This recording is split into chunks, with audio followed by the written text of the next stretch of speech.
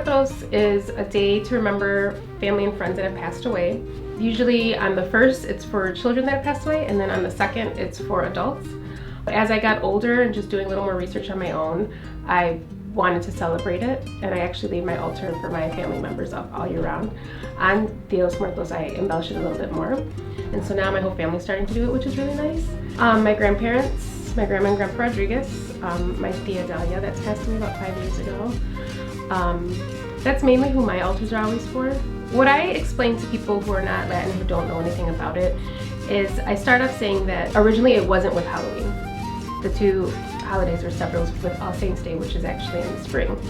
So somehow throughout history it morphed into getting really close to Halloween. So now it's kind of taken a persona of a Halloween celebration as well, which it's not.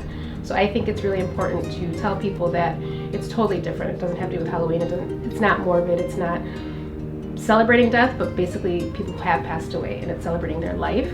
So I try to make a point to separate the two, Halloween versus Dia de los Muertos, so there's no confusion, and so that it's not kitschy and it's not, you know, like a thing, like a Party City type of thing. It actually has a background in history, and it means a lot for people.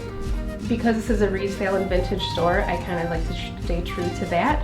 So I found throughout the years, I look for really pretty frames that are vintage, that are just a little different than the ones you find today. For linen, the linen is really important, so I try to find really beautiful vintage linen that has like embroidered with flowers, or I've had some this year with little birds. That way every element of your altar could have a little special detail and could actually represent who you're making it for. We do vases, we have really pretty embellished candles, just everything but just a little special. So that way you can make the altar your own and you can celebrate that person as much as you can. A couple years ago I decided, because I had so many people coming in that didn't really know about it but wanted to, and then they weren't Latin or Mexican or Hispanic, so I wanted an easier way for them to know what everything was about without me having to explain it constantly.